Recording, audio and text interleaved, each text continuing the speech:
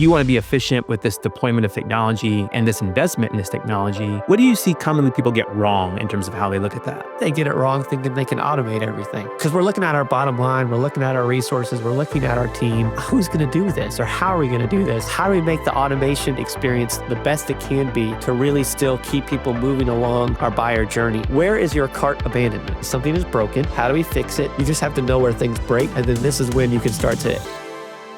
Today on the pod, we'll be speaking to James Hatfield. James is CRO of a company called LiveSwitch, a technology company that's doing some very exciting things in the world of digital customer experience. We're going to talk about how people can often get confused and how that confusion in that process can erode trust, and how technology can be used to build that trust and build value. We're also going to talk about making sure that even though we're using technology, human interactions are very still important, and how we can leverage technology to improve the opportunities to have that level of human interaction. And then finally, we'll also be talking about experimentation, how to find the right places in the experience to inject technology and to be able to ultimately have the best possible impact for the sake of the customer. Some really exciting things we'll be talking about today. Let's get started.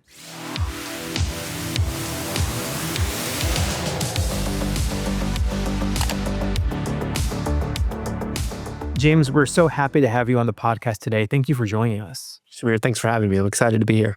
You know, we talk on the pod, of course, a lot about the post-click experience, that piece of the decision process for the consumer where they're really trying to deal with their fears, their uncertainties, and their doubts. And because we spend so much time talking about that aspect of the experience, it's one of the reasons I'm really looking forward to this episode, because a lot of what you do, where your experience comes from, the technologies you work with, really speak directly to helping people kind of get through that hump, right? Kind of figure those things out when they're in that place of trying to make those decisions and decide if they want to purchase, if they want to apply, if they want to register, or whatever that call to action has to be. So I say all that to say, there's a phrase that you've used before that I really like, which is this idea of race to the face. So this idea of using real-time video to be able to get in front of people at the right time to help them make those critical decisions at those critical moments. When you think about leveraging technology in order to do that, to help people from that perspective, how do you begin that process? How do you begin thinking about how a brand or an organization or experience can best leverage that technology to be able to really address the customer's needs? Right. Walking a mile in the customer's shoes, we sometimes forget, right? We get in our business, we know what we're doing, we know our phrases, we know our names, we know everything, but then we forget what it's like to be the customer, what it's like to approach our companies for the first time. And we forget that the most important thing that we are campaigning for, whether you're selling, whether you're getting someone to sign up, whether you're getting someone to just join you, is trust, right? Whether you're hiring a staff member, whether you're trying to go through an issue that somebody has, we still have that piece of human connection where trust is needed. And now, especially in this day and age with AI, and you're seeing videos and photos that are created, what is real can be difficult, right? And I'm very pro AI. I mean, we'll get into that as well. So don't hear me wrong, but there are times and moments in the buyer's journey where they need to see another person, where they need to have that connection. And I do think because when COVID came, it flipped things on its head to allow us to be more into these virtual rooms, whether we are in conference calls, whether you're doing FaceTime, that when you do that, it's next to getting face-to-face, with I'm still a very big advocate for, right? It is the next best thing, right? To see someone who might be half a world away, might be maybe even down the street. It doesn't matter. But like being able to have that human connection can help when somebody is ready to buy, can help when someone is really frustrated. Those are pretty two key areas. Or when someone's, they have a question and they can't find the answer. Being able to have that human connection can make that experience and that connection to you and your brand and your company elevated, even though we know it's an expensive engagement.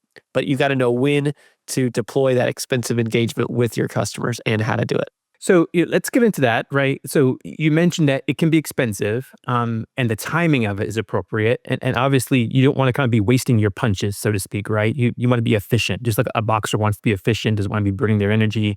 You want to be efficient with this deployment of technology and this investment in this technology and using it at the right time. So When you see people try to leverage technology like this and inject it into that digital customer experience, what do you see commonly people get wrong in terms of how they look at that?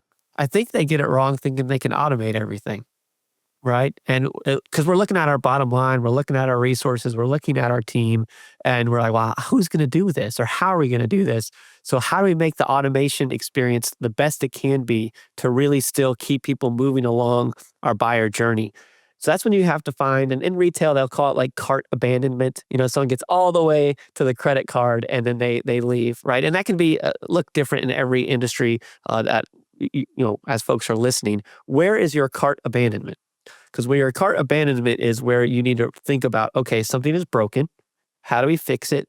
And a lot of times it's really putting your resources, your team, eyes, ears, and faces in that position during that cart abandonment.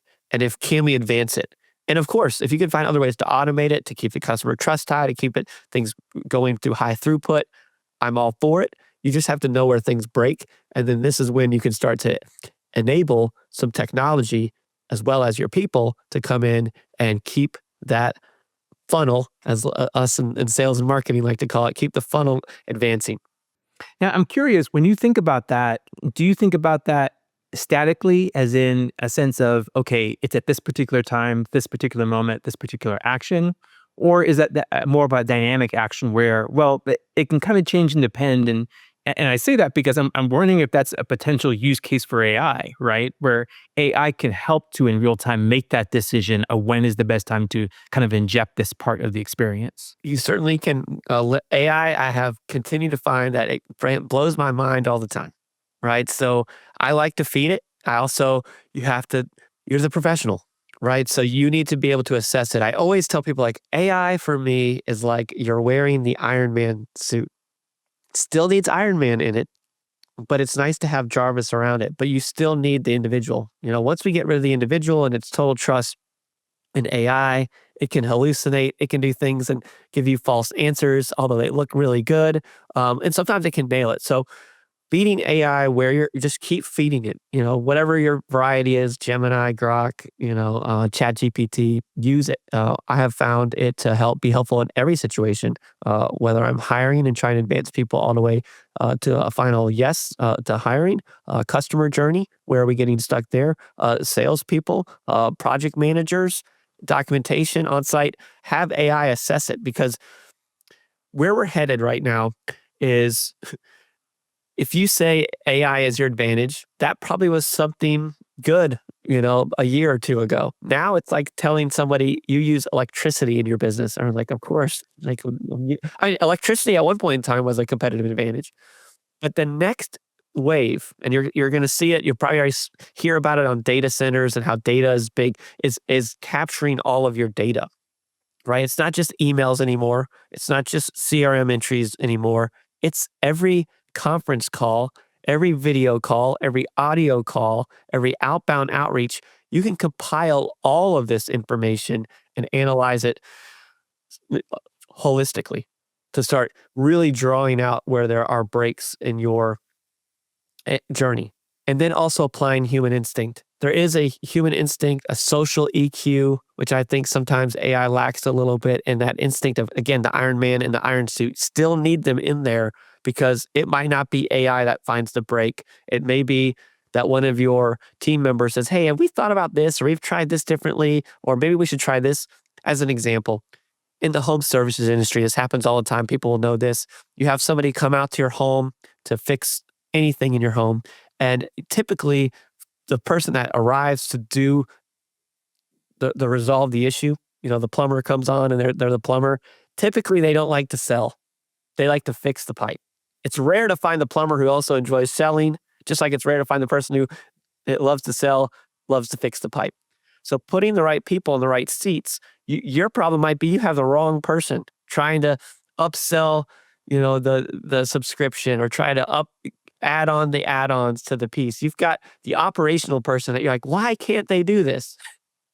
They're not going to do it. So how do we redirect that engagement? As an example, now there's tablets that the plumber, I'll keep picking on the plumber, although I love the plumbers. All right.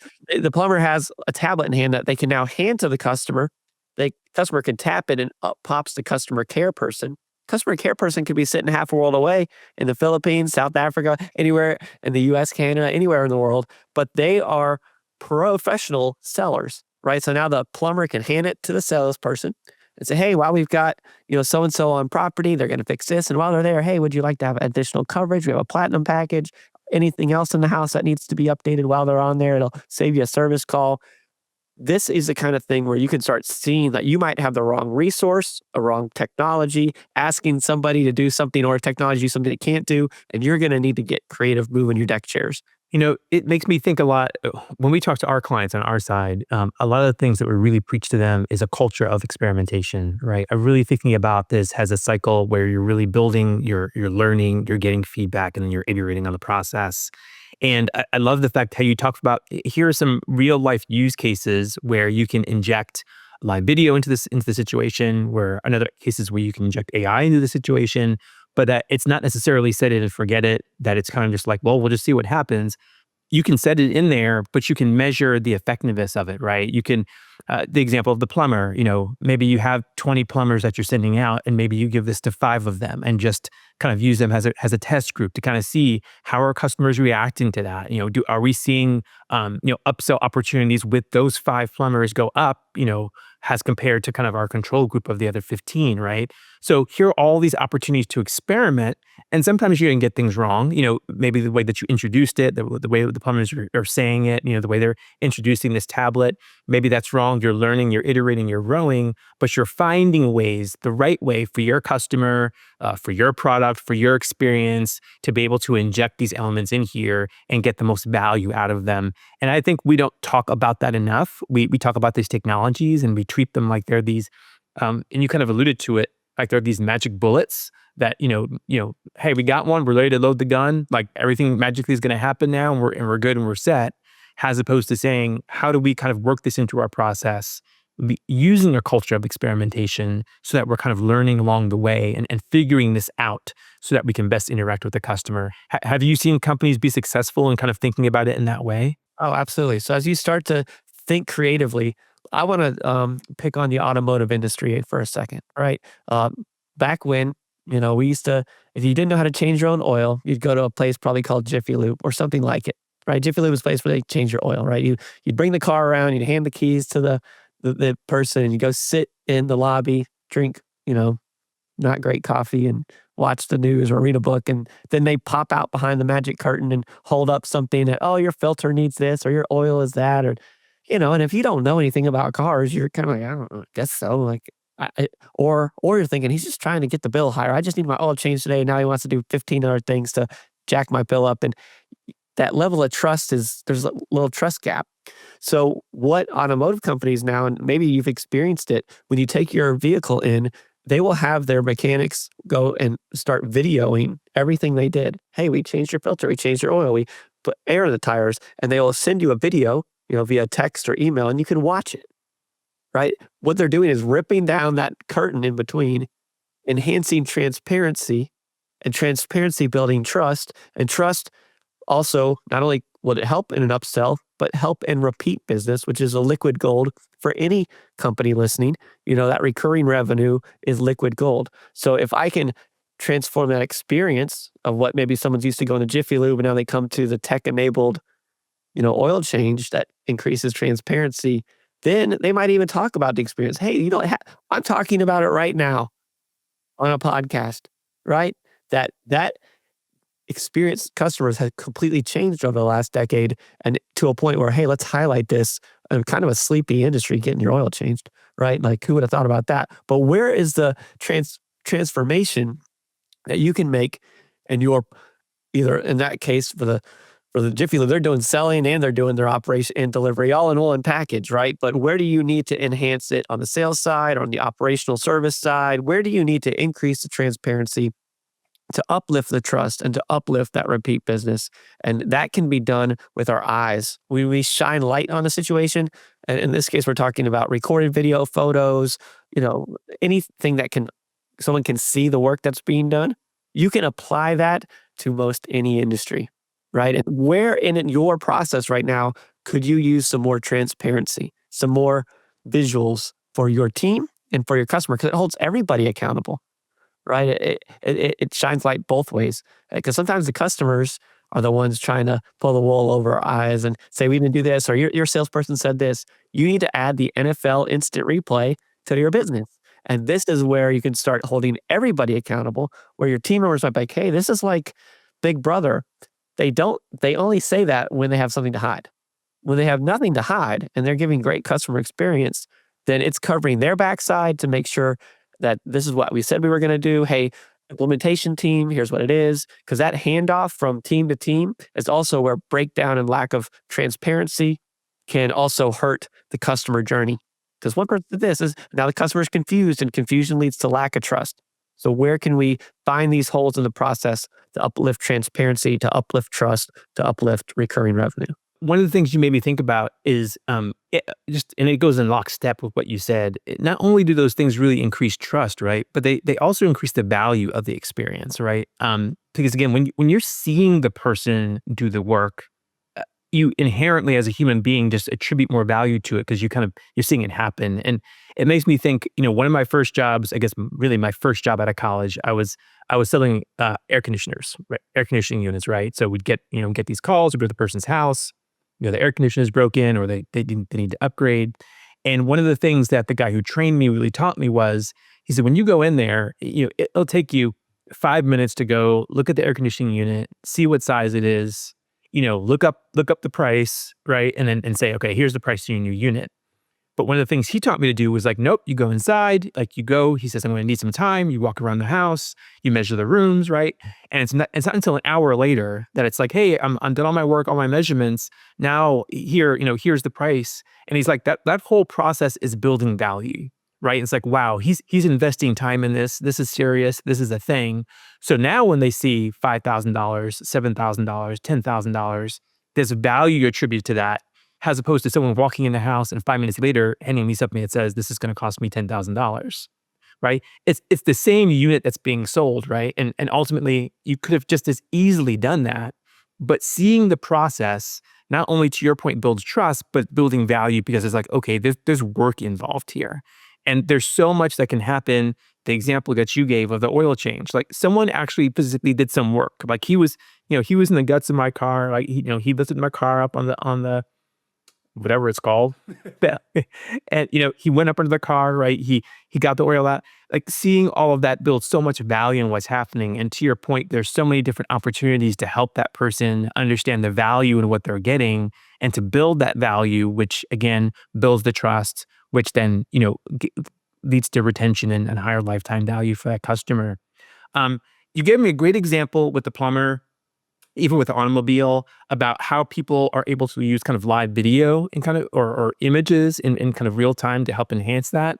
Have you seen any good examples of how people have also layered in AI elements with that, and then built value and trust in that respect? What I want you to imagine when it comes to, I'll highlight our organization. We have effectively taken FaceTime plus ChatGPT, merged them together, and they have created a baby for service, for remote work, right? Whether you're remote selling, remote servicing, project management. So as an example, I can be a senior technician, I can be a project manager. These folks typically put a lot of time behind the windshield or time on airplanes, and they're dealing with multiple projects, right? If I'm a project manager, and as these projects are being done, let's pick on roofers this time. I can pick on any industry, right? But let's pick on roofers, right? So roofers, commercial roofing, residential roofing, they have these guys that go up on ladders, right? And they're up there and they have to explain to a customer who's not going to go on the ladder, what they're seeing, what issues. And then in roofing, they have to transfer all of this to the insurance companies. A lot of times roofing involves insurance, not all the time. And then they have to document as people get up there, right? Because customers aren't going up there. They're not sending drones up there. So now as a project manager, I have to explain to one of my customers, if I'm doing a commercial roof, why, hey, we were up on the roof and we found some issues. So now the project manager can send a text message to the roofer, subcontractor, superintendent on top of the roof after they get a message, hey, we found a leak, right? We need to repair this. Okay, show it to me. So now they're taking a video, which we're recording, everything. And then you can take that recorded video and you can run it through AI to have it diagnose the issue. In my own personal home 3 weeks ago, my wife went downstairs and our HVAC unit had a full pan of water and water was all over the basement floor. She called a technician. Technician comes over, and as he's coming down the stairs, like, "Hey, you don't know this. I run a big tech company. Let me send you a text." And when you get it, tap it, and it's going to start a video. Just go into the HVAC and just explain it to it like if you're an ignorant customer, like you don't know how to diagnose it. And in 30 seconds, he just said, "Hey, the water pan's full of water. There's condensation that's dripping." And we ran an AI diagnosis. He was right beside me, diagnosed the HVAC system, and tell me how to fix it. Well, we got a report right back that said, "Hey, the most likely cause of this type of problem," this from a 30-second video, "is that you have algae or slime in your drain line. And here are the steps on how to correct it." He goes over, he undoes the drain, algae's flying everywhere. His jaw is on the floor. He's like, "Can I buy stock in your company?" He was so taken aback. Same thing to the roofing example, right? Again, this is the Iron Man in the iron suit. Maybe your technician that's up on the roof sees the leak, but doesn't really know how to fix it, or doesn't know how much it's going to cost, or doesn't know the change order. Well, now you can take that video that you sent, run it through a roofing repair and leak. And this is deep AI. This is not some kind of trinket or novelty. It will literally go through codes that you have to worry about, safety equipment you need to wear, materials, where you even shop, for your materials, down to the links to each one of those pieces. It puts together a budget, a timeline, in this case, a change order. And so now as a project manager, I can send the video for the customer to watch, for the team to watch, for the insurance company to look at, and the output of the report of here's our recommendation on fixing it. Now, I still review it as a project manager or senior technician before I hit the send button, but now we're taking away the hours that it takes to write the report. We've got a secondary co-pilot taking a look at making sure I don't miss anything. And then it's all documented because you can train it with examples. This is how we like our contracts to look. This is how we like our budgeting to look. Here's our rates. Here's our materials. Here's everything. You feed these prompts. They're like 11-page prompts. But what you get out of it is you're now just clicking a button. Your staff member is on the roof taking a 45-second video. You're clicking a button. Out comes the report.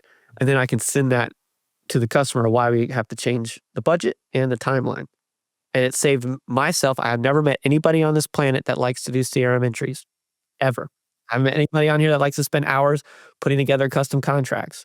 So this is where AI can come in and take care of the administration part and let me, the expert, review that, make my changes, and interact with the customers and with my team members to solve the problem with live video or recorded video and AI specific to the situation. So this is it blows my mind what this stuff is doing now. And every time I've had people 30 years in different industries lean forward and say, "I can't believe this." So if you haven't experienced it, it's something you've got to see to believe. And I mean, I have a guy 30 years in the business. He put his whole estimate together. He put it side by side with AI. He goes, "James, this AI estimate is only $100 off." Things like that. And across all different kinds of industries. And I love the use cases you gave, whether it's, the person who has a plumbing problem, the person with, yourself, right? The AC issue, a roof, right? Um, I love those examples because, it's any purchase, any decision you're making online has some semblance of uncertainty, of fear, of doubt, right? You're working through something before you're making a decision. Granted, when I'm on Amazon and I need, I don't know, printer paper, it's pretty low. I'm in and out of there like 60 seconds, right?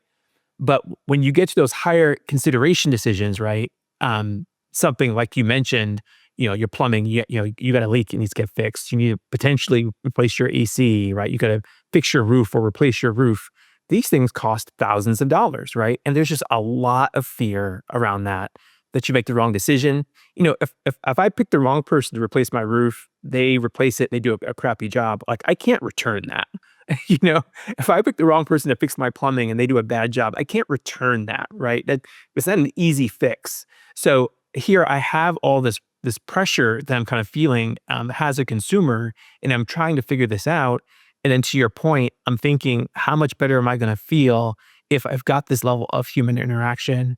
If technology is being leveraged in the right way to improve that experience.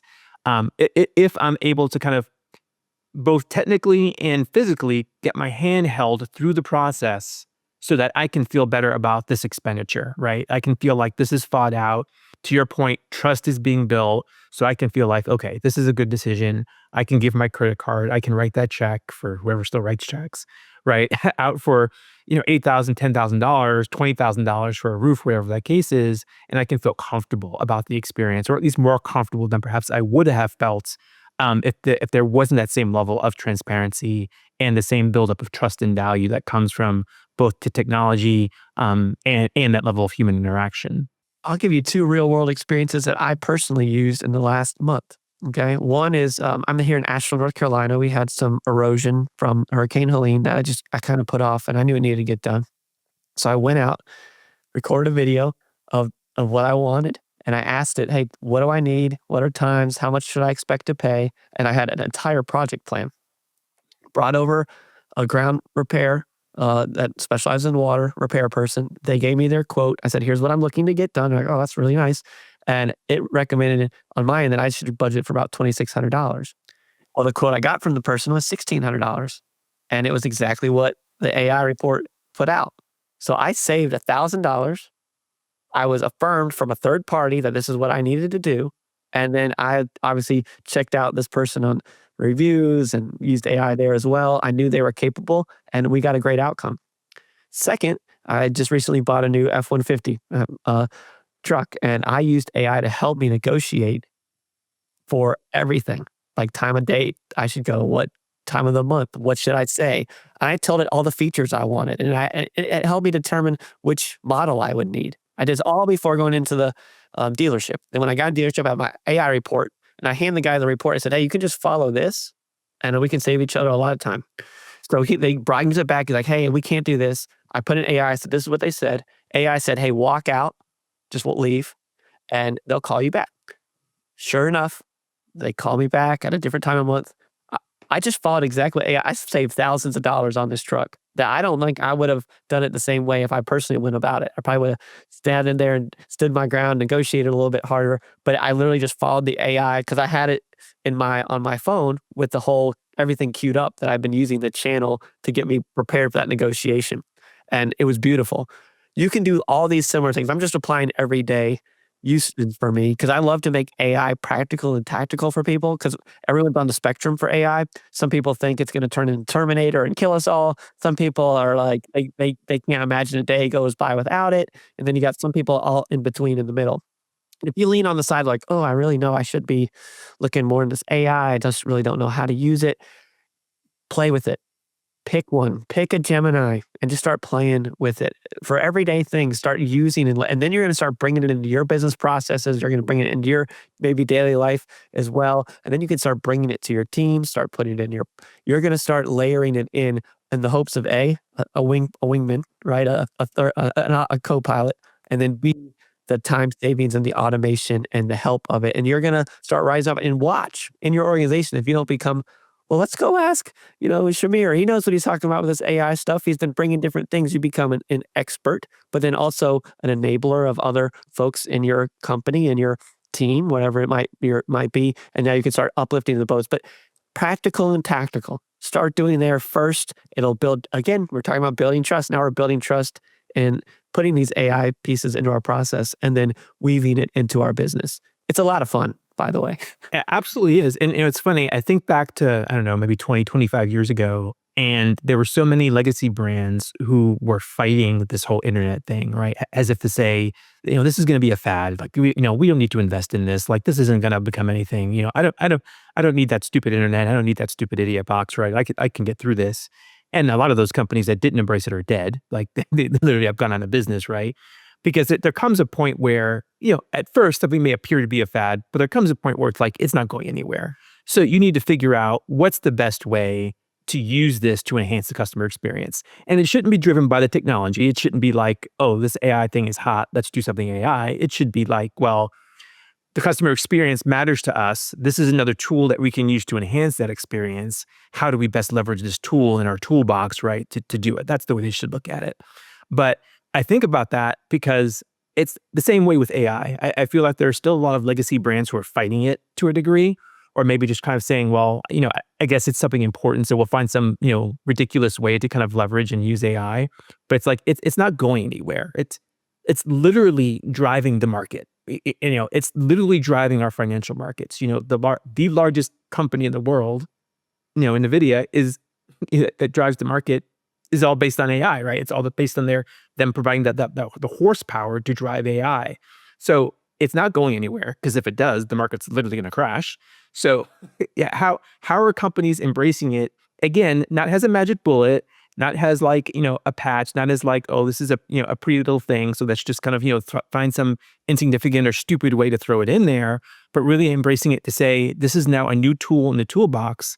How do we best use it to drive this experience for the customer in a way that's meaningful for them, right? And that's ultimately all we're talking about, is how we're adding value to that experience and using that additional value to build trust in the experience, as you mentioned, because the trust leads directly to those high-level metrics that matter, to customer retention, to lifetime value, to greater profitability, right?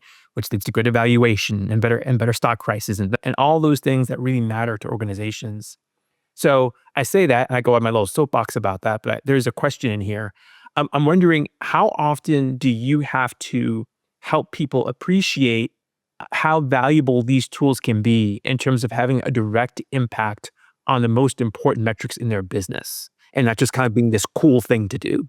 Yeah, I'll give you a history lesson where this all came from. So we're a 16-year-old company, one of very few companies in the world that handle live video. So big companies come to us to do all kinds of stuff. Like we just did the Super Bowl the last 3 years. If you go to an MLB ballpark and scan a QR code, they put you on the Jumbotron.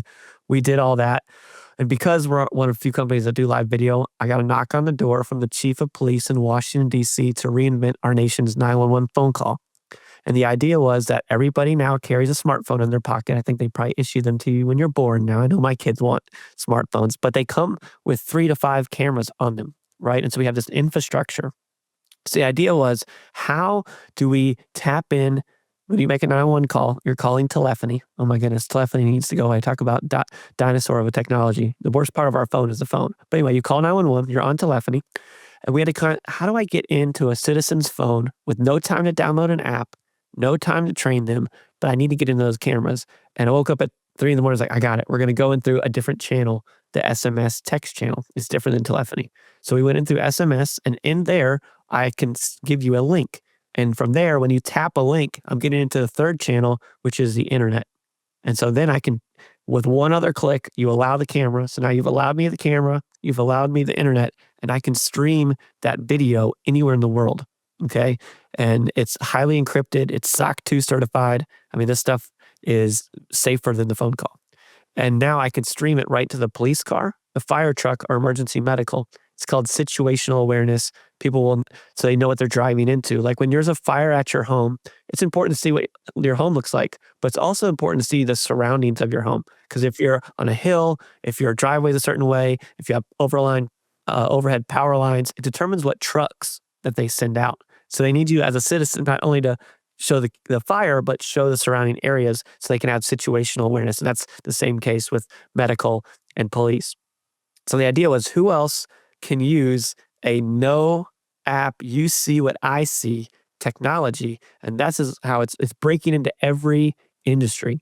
I mean, we see all these things born out of, military and things, right? So it's not shocking, right? So now this has landed on your doorstep, it can help save the trip on the airplane. When, let's say, you're in a medical company and you have your manufacturing in Mexico and you're supposed to fly out, but the weather is terrible. Well, now there's maybe a superintendent at that factory, I guarantee there is, that now you can send them a text. They don't have to download anything, to hit allow the camera, and now they can walk you around the factory floor. You're recording everything and then running AI around it. Hey, document the process. Look for existing damage. Hey, this is the type of unit that we're looking at, and here's the schematics for what's going on, and save that trip in the airplane to help understand that. And it come out with so many ideas. Your creativity is a limitation to these things. So as you sit here and listen to this, I want you to start your brain turning, like, what if I had a ChatGPT FaceTime tool in my hand at all times that I can tap into anywhere, anybody in the world, and see what they see, and then fold it together into my personal process? and everything gets recorded, right? So you're making a YouTube library for your business, which will raise the value of your business because now you're documenting it for trainees. You can upload anything, say, hey, review this, document this process for me. And because you're doing that and you're documenting everything, that is that next layer, right? Electricity came first, then AI, and now this is your data moat, like a moat around a castle. Get as much data for your company into that cloud as fast as possible. So these are where it's dynamic. There's a lot to really think about, and that's kind of the history of how we got to where we are today to start getting your wheels spinning as you hear this. Because every time someone starts to play with these tools, they kind of light up because they can think of like 50 other ways that they're going to use it. Well, it's funny, and I don't know if this is you guys, but this happened to me maybe, I don't know, about a month ago with Verizon. So I got one of the, signal boosters for Verizon because we don't have a very good signal in our house, and I couldn't get it to work. So I called and I said, hey, this isn't working. And same thing, sent me a text, clicked on it, activated the camera on my phone, like, show me, can you show me how you have it connected in the back? Can you show me the window it's next to and where it is relative to the window, how you have the antenna on the window, right? So they can see, like, is this really set up the way it's supposed to be set up? And, that was my first experience with this technology. So I can really see, again, just multiple use cases, right? Where it's so easy for the experience.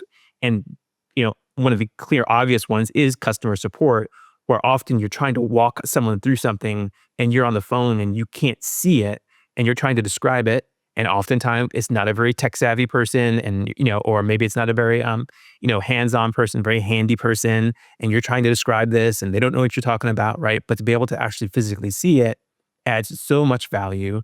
And as annoyed as I am with Verizon and my phone not working well in my house, that experience and him being able to walk through it and kind of say, here's what's happening, it gave me a more positive impression of Verizon, right? So now all of a sudden, the brain integrity Verizon has with me has risen a few levels, a few notches, makes it more likely for me to stay with Verizon, more likely for me to recommend Verizon to someone else, right? Because I've had this positive experience. So again, all these things that have this direct impact on the bottom line of the company. Cheaper to keep the customers, customer retention, right? Recommendations are great and very very inexpensive way to acquire new customers, because you're more likely going to go if a friend refers you than just seeing an ad, right? So all these things are directly impacting the bottom line of a large organization, being driven by having that another element of touch, that another element of being able to add that trust and value you spoke to. James, let me leave you with this question. People probably listening to this, and they're trying to maybe think of ideas and ways they can get started, and they may be very overwhelmed by it. They may be thinking, okay, this is going to be a huge thing. This is going to be very expensive. This is going to be very complicated to implement and so forth. What are some ways, or just some easy ways, that they can kind of get started? How can they kind of begin to incorporate this, test the waters in ways that won't necessarily cause them to have this huge kind of multi-year investment, but to see, okay, I can play out and show the value here, and then I can kind of scale it from that point forward. That's right. Well, first of all, it's not as hard as you think it is. So let's demystify that.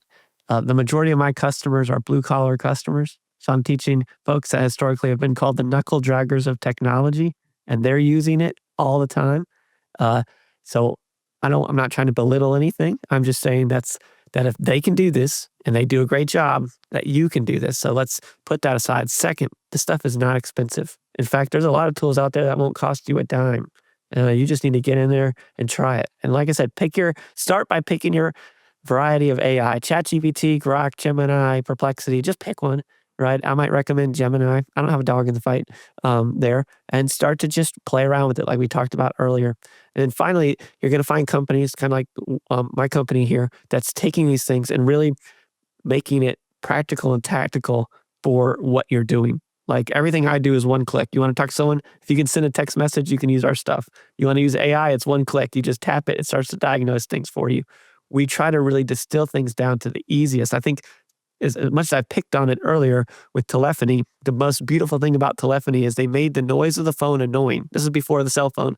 They made it annoying enough, loud enough, and then all you had to do was pick it up. That's all you pick it up. And boom. And then once you learn how to dial a phone number and have a phone number, you're off to the races calling most anyone in the world, right? Kind of mind boggling. But the best technology are the ones that are just one click, easy to use. And there's other companies outside of just our stuff that are trying to make this tangible, practical, affordable, very affordable, and easy for your situation. So I'd be happy to continue the conversation with anybody. You can always reach out to me. But these are the kind of things where I would start. Go play with it. Just start playing with it, and that'll get you over your first hurdle. Great advice. James, thank you so much for your time today. Thank you for joining us. Thanks for the great education and this great and really new and exciting aspect of digital customer experience that really is enhancing brands and their experiences they're delivering to their customers. Thanks for having me.